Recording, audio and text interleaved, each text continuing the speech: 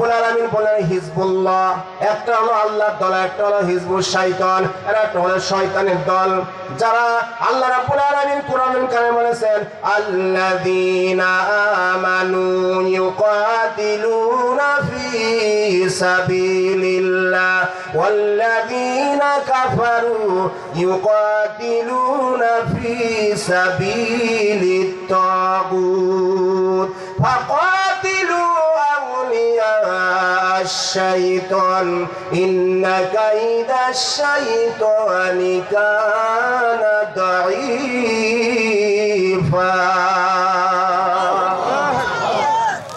আল্লাহ রাব্বুল বললেন যারা ঈমানদার তারা সংগ্রাম করে আল্লাহর রাস্তায়, আর যারা কাফের তারা সংগ্রাম করে তাগুতের রাস্তায়, শয়তানের রাস্তায়। ফাকাতিলু আউলিয়া শাইতান, তোমরা শয়তানের চালা পান্ডারের সাথে তোমরা যুদ্ধ করো। ইন্না কাইদাশ শাইতানি কানা দাঈফা, শয়তানের চক্রান্ত হলো একেবারেই দুর্বল।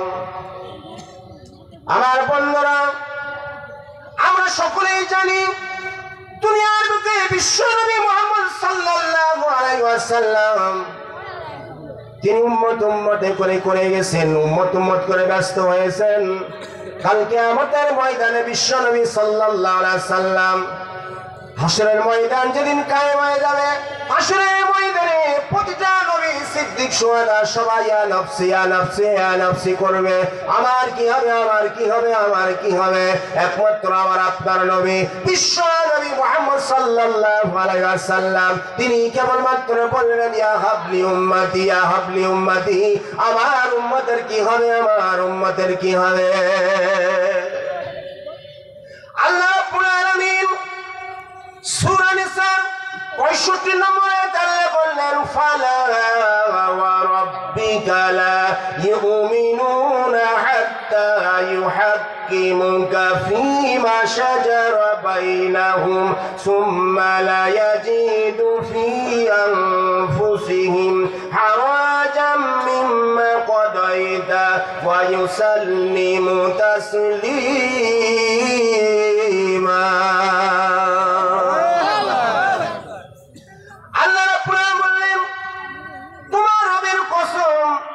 তারা কখনো মুমিন হতে পারবে না, তারা কখনো মুমিন হবে না যতক্ষণ তাদের মধ্যে সৃষ্ট বিবাদের যত গ্যাঞ্জাম ফাসাদ আছে, সৃষ্ট বিবাদের তোমাকে বিচারক হিসাবে মেনে না নেবে। যদি বিচারক হিসাবে মেনে নিতে পারে না পারে, সে কখনো ইমানদার হতে পারবে না। বিচার ফয়সালার ব্যাপারে আল্লাহ নবীদের সিদ্ধান্ত দেবে, সেই সিদ্ধান্তটা যদি কেউ মেনে নিতে না পারে তাহলে সে কখনো ইমানদার হতে পারবে না। আমার বন্ধুরা, এই আয়াতের শানি নজল সুন্দর একটা শানি নজল বর্ণনা করেছেন তাফসীরি কারকরা। শানি নজলটা বর্ণনা করেছেন একজন মুসলমান একজন ইহুদির ভিতরে জমিতে সেচ দেওয়া নিয়ে গ্যাঞ্জাম হয়েছে। আমাদের হয় না? আমাদের মাঠে ঘাটে বিভিন্ন সময় গ্যাঞ্জাম হয়, ক্যানাল নিয়ে পানি নিয়ে বিভিন্ন সময় গ্যাঞ্জাম ফাসাদ হয়। তো ওই দুইজন ব্যক্তি, একজন মুসলমান একজন কি মুসলমান, ভালো করে খেয়াল করবেন এই আয়াতের ব্যাখ্যা, আয়াতে শানি নজুল। একজন মুসলমান একজন ইহুদি, তাদের ভিতরে মাঠের পানিতে পানি সেচ দেওয়া নিয়ে একটা গ্যাঞ্জাম হয়েছে। তখন তারা সিদ্ধান্ত নিল যে আমরা চলো মুহাম্মদের কাছে যাই, যেহেতু মুহাম্মদ সাল্লাল্লাহু আলাইহি ওয়াসাল্লাম প্রেসিডেন্ট। সকলে সুবহানাল্লাহ। মুহাম্মদ সাল্লাল্লাহু আলাইহি ওয়াসাল্লাম তখন কি প্রেসিডেন্ট, আরব জাহানের প্রেসিডেন্ট, বিশাল এলাকার প্রেসিডেন্ট বিশ্বনবী মুহাম্মদ সাল্লাল্লাহু আলাইহি ওয়াসাল্লাম। তারা দুইজনই বলল, মুসলমান বলল যে আমরা চলো মুহাম্মদের কাছে যাই, আমরা ফয়সালা করে নিয়ে আসি, মুহাম্মদ যে ফয়সালা দেবে সেটা আমরা মেনে নেব। সকলে সুবহানাল্লাহ। ইহুদি বলল যে ঠিক আছে, যেহেতু ইসলামের নেতা কখনো বেঈমানি করবে না, ইনসাফ অবশ্যই কায়েম করবে। সকলে সুবহানাল্লাহ। দুইজনে আল্লাহ নবীর কাছে গেলেন। আল্লাহ নবীর কাছে যাওয়ার পর বললেন, ইয়া মুসলমান বলতেছে ইয়া রাসূলুল্লাহ ইয়া হাবিবাল্লাহ, আমাদের দুইজনের পানি নিয়ে মাঠে গ্যাঞ্জাম। ইয়া রাসূলুল্লাহ, আপনি উভয় পক্ষের কথা শুনুন, উভয় পক্ষের কথা শোনার পর আপনি একটা মীমাংসা করে দিন। আপনি যে মীমাংসাটা করবেন সেই মীমাংসাটা আমি মেনে নেব। বলি সুবহানাল্লাহ। মুসলমান মনে করেছিল আমি রাসূলের পিছনে নামাজ পড়ি, রসুলের পিছে ইত্তেদা করি, রসুলকে জাকাত দিই, রসুলের ইসলামের পথে দান সৎকার করি, রসুল হয়তো আমার পক্ষে রায়টা দিয়ে দেবে। আমি যতই আমার এটা ওর পক্ষে হোক না কেন, ইহুদের পক্ষে হোক না কেন, কিন্তু মোহাম্মদ আমি মুসলমান হিসেবে আমার পক্ষে রায়টা দিয়ে দেবে, এই চিন্তা ভাবনা ছিল। আল্লাহর নবী দুইজনের কথা শুনলেন। দুইজনের কথা শোনার পর আল্লাহর নবী সাল্লাল্লাহু আলাইহি সাল্লাম ইহুদের পক্ষে রায় দিলেন। বলে সুবহানাল্লাহ। তার পক্ষে রায় দিলেন, ইহুদের পক্ষে রায় দিয়ে দিলেন। আমার বন্ধুরা, আল্লাহ রাসূল সাল্লাল্লাহু আলাইহি সাল্লাম ইনসাফ কায়েম করার জন্য দুনিয়ার বুকে আসছিলেন। আজকে আমরা বাংলাদেশের বুকে ইনসাফ কায়েম করার জন্য একদল মানুষ চেষ্টা করতেছে, ঠিক কিনা বলুন? বাংলাদেশের বুকে ইনসাফ কায়েম করার জন্য আলেম সমাজরা একত্রিত হয়ে আল্লাহর জমিনে আল্লাহর দ্বীনকে প্রতিষ্ঠিত করার জন্য চেষ্টা করতেছে। আল্লাহ নবী সাল্লাল্লাহু আলাইহি সাল্লাম ইনসাফ কায়েম করলেন। উভয়ের কথা শোনার পর বিশ্ব নবী সাল্লাল্লাহু আলাইহি সাল্লাম মুসলমানের পক্ষে রায় না দিয়ে ইহুদের পক্ষে রায় দিয়ে দিলেন। বলি সুবহানাল্লাহ। আল্লাহ নবী এমন একজন বিচারক ছিলেন, আরবের সম্ভ্রান্ত ফ্যামিলির অত্যন্ত ধনী ফ্যামিলির একজন মহিলা, নাম তার ফাতিমা। ওই ফাতিমা চুরি করেছিল, চুরির অপরাধে আল্লাহ নবীর কাছে বিচার দেওয়া হলো। আল্লাহ নবী সাল্লাল্লাহু আলাইহি সাল্লাম বিচারের রায় দিলেন, ওই মহিলার কোরআনের আইন অনুসারে মহিলার হাত কেটে দিতে হবে। আল্লাহ রাসূলের সাহাবারা বললেন, ইয়া রাসূলুল্লাহ, ইয়া হাবিবাল্লাহ, অত্যন্ত ধনী ঘরের মেয়ে, ইয়া রাসূলুল্লাহ, আপনি একটু তার জন্য একটু নরমাল করতে পারেন না? বিচারটা একটু নরমাল করে দিয়ে হয় না? আল্লাহ নবী সাল্লাল্লাহু আলাইহি সাল্লাম বললেন, আমার সাহাবারা, এটা একজন আমার মেয়েও না, একজন সম্মানিত ঘরের মেয়ে ফাতিমা। আমার নবী, আমি বিশ্ব নবী মুহাম্মদ সাল্লাল্লাহু আলাইহি সাল্লাম, আমার মেয়ে ফাতিমা যদি হতো চুরির অপরাধে, আমি মুহাম্মদ সাল্লাল্লাহু আলাইহি সাল্লাম হাত কেটে দিতাম। আমার বন্ধুরা, মুসলমানের পক্ষে আল্লাহ নবী রায় দিলেন না, ইহুদির পক্ষে রায় দিয়ে দিলেন। মুসলমানের ভালো লাগলো না, বিচারটা পছন্দ হলো না। আল্লাহ রাব্বুল বললেন, ফালা ইউমিনু ওয়ালা ফালা ওয়া রাব্বিকা লা ইউমিনুনা হাত্তা ইউহাক্কিমুক। আল্লাহ তাআলা বললেন, সকল বিচার ফয়সালার ব্যাপারে আল্লাহ নবীকে বিচারক হিসেবে মেনে নিতে হবে। যদি কেউ রাসূলকে বিচারক হিসেবে মেনে নিতে না পারে, আইনদাতা আল্লাহ রাসূল সাল্লাল্লাহু আলাইহি সাল্লামকে বিচার একমাত্র কাঠগড়া যদি আপনারা দাঁড়াইতে না করাইতে পারেন, তাহলে আল্লাহ নবীর আনুগত্য হবে না। আল্লাহ রাসূলের যদি আনুগত্য না হয়, আল্লাহ তাআলা বলেন, আতিউল্লাহ ওয়া আতিউর রাসূল ওয়া উলিল আমরি মিনকুম, তোমরা আনুগত্য করো আল্লাহ রাসূলের, তোমার নেতাদের। যদি আল্লাহ রাসূলের আনুগত্য না করা যায়, আল্লাহকে পাওয়া যাবে না, জান্নাত পাওয়া যাবে না। এই জন্য ওই মুসলমান রাসূলের বিচারকে মেনে নিতে পারল না। আল্লাহ রাসূলের বিচার করলো, সে বিচারটা মেনে নিতে পারল না।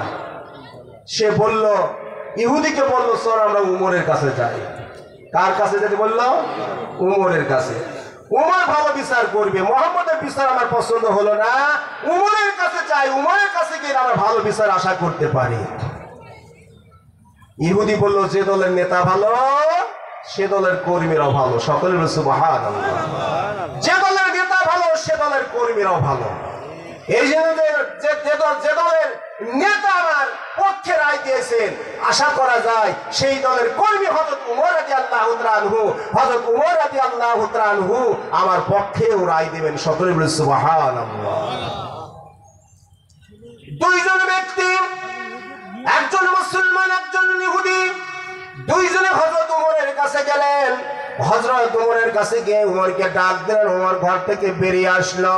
বেরিয়ে আসার পর উভয় পক্ষের কথাবার্তা শুনলেন। শোনার পর হযরত উমর রাদিয়াল্লাহু তাআলা আনহু মুসলমান এবং ইহুদিকে জিজ্ঞাসা করলেন, সর্বপ্রথম রায় দিয়েছে কে?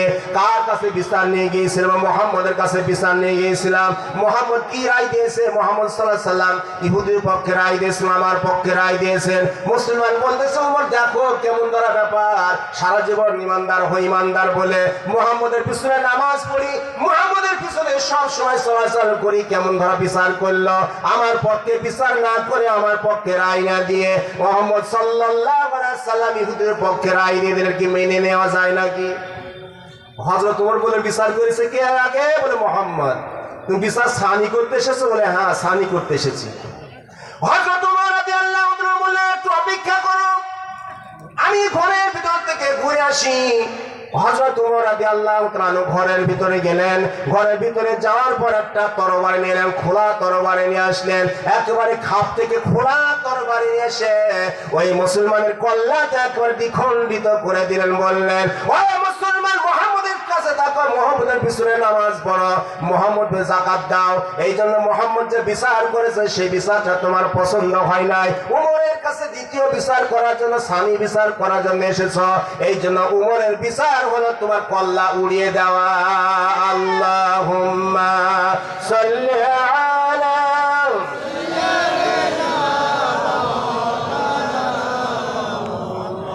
ওয়া আলা আলি সাইয়্যিদিনা।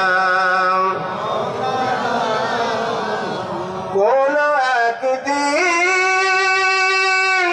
এদেশের আকাশে কালেমার পতাকা উড়বে,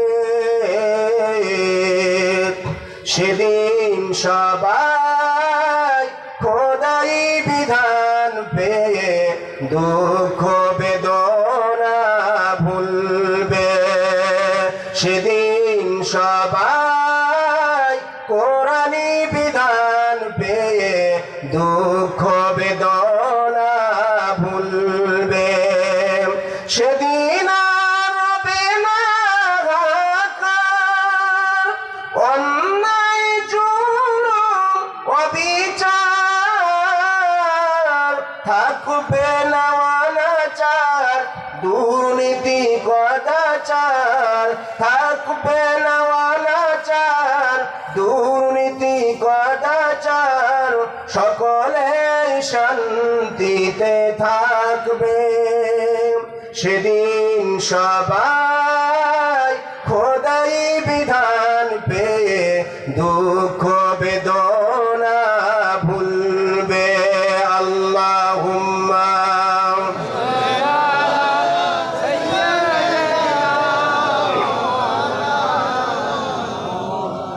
ওয়া আলা আলি সাইয়্যিদিনা। আলহামদুলিল্লাহ।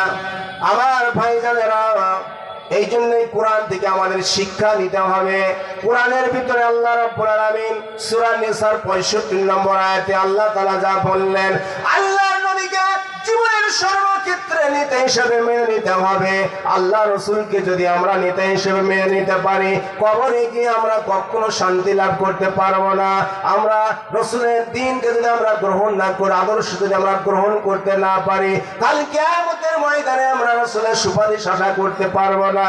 এই জন্য দুনিয়ার বুকে আমাদের কিছু মানুষ আছে, আমার নেতা তোমার নেতা, বিশ্বনবী মোস্তফার স্লোগানটা যদি দেওয়া যায়, আমাদের ভিতরে কিছু মানুষের গায়ে অ্যালার্জি ধরে যায়, চুলকানি ধরে যায়, ঠিক কিনা বলো? আমার নেতা তোমার নেতা, বিশ্বনবী মোস্তফা, এই কথাটাও আমাদের অনেকের সহ্য হয় না, ঠিক কিনা বলো? নারায়ে তাকবীর, আল্লাহু আকবার, এই স্লোগানটা আমাদের অনেক মুসলমানের গায়ে জ্বালা ধরে যায়। আমরা কেমন মুসলমান?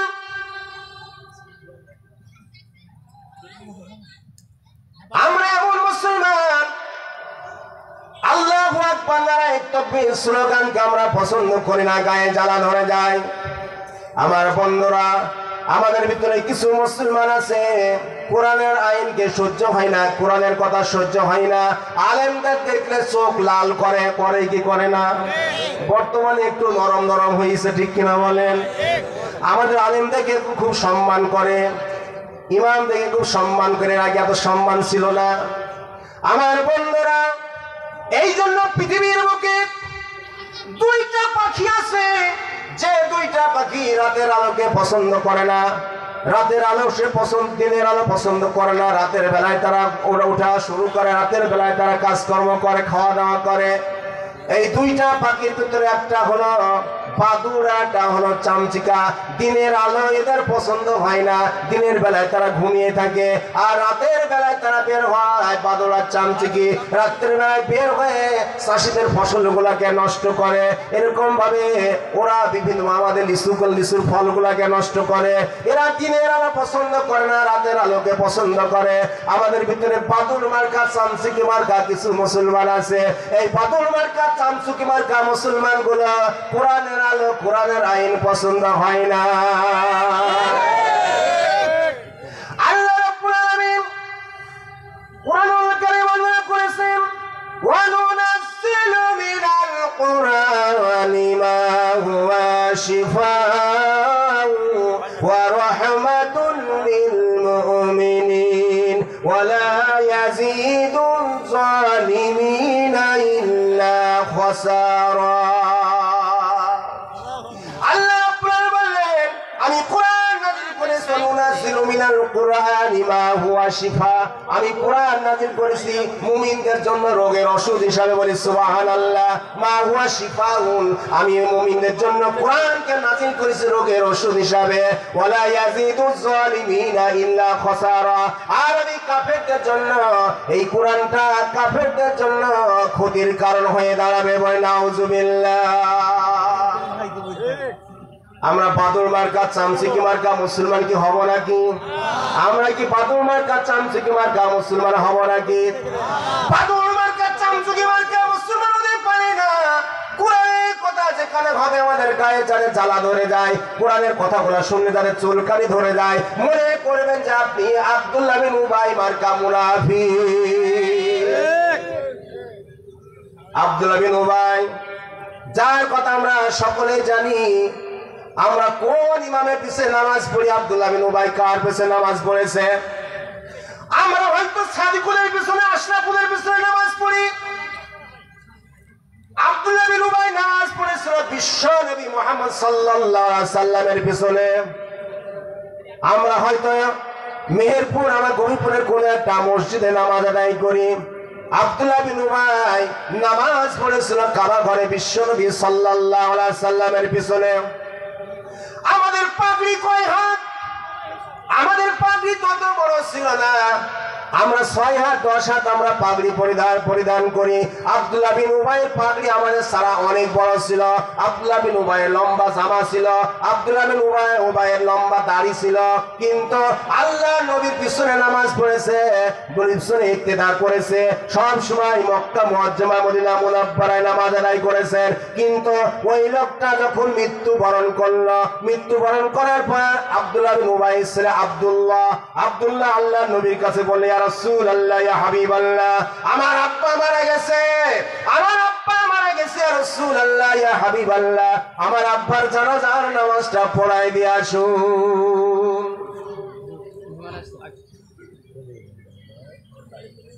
আমার বন্ধুরা, আব্দুল্লাহ বলল, আমার আব্বার নামাজটা পড়াই দিয়ে আসুন।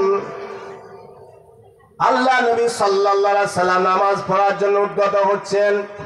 পিছন থেকে হযরত ওমর, নারায়ে তাকবীর, নারায়ে তাকবীর, প্রধান বক্তার আগমন, শুভেচ্ছা স্বাগতম, প্রধান বক্তার আগমন, গভীরপুরের পক্ষ থেকে লাল গোলাপ শুভেচ্ছা, নারায়ে তাকবীর। ইনশাআল্লাহ আমাদের আকাঙ্ক্ষিত বক্তা, যিনি এর পূর্বে আমাদের এখানে আপনারা অনেকের মনে আছে, গতবারের আগাবার আমাদের এখানে এসেছিল কিন্তু ওয়াজ করতে পারে নাই। পরিস্থিতি অন্যরকমের কারণে আলোচনা করতে পারে নাই। এই জন্য তিনি আমাদের মাঝে উপস্থিত হয়েছেন। আমরা আর সময় নেব না, এতক্ষণ এলোমেলো ভাবে অগোছলো ভাবে কিছু কথাবার্তা আপনাদের সামনে বললাম। সকলে আমার জন্য দোয়া করবেন, আমার জন্য দোয়া করবেন, আমি যাতে দিনের কথাগুলা, সঠিক কথাগুলা, হক কথাগুলো মানুষের সামনে উপস্থাপন করতে পারি, যাতে ঈমান নিয়ে আমরা আমি কবর যেতে পারি। আল্লাহ আমাদের সকলকে কবুল করুন। আমি দোয়া চেয়ে নিয়ে আপনাদেরকে দোয়া দিয়ে আমি আর বক্তব্য শেষ করছি। ওয়া তৌফিক ইল্লা বিল্লাহ। আসসালামু আলাইকুম ওয়া রাহমাতুল্লাহি ওয়া বারাকাতুহু।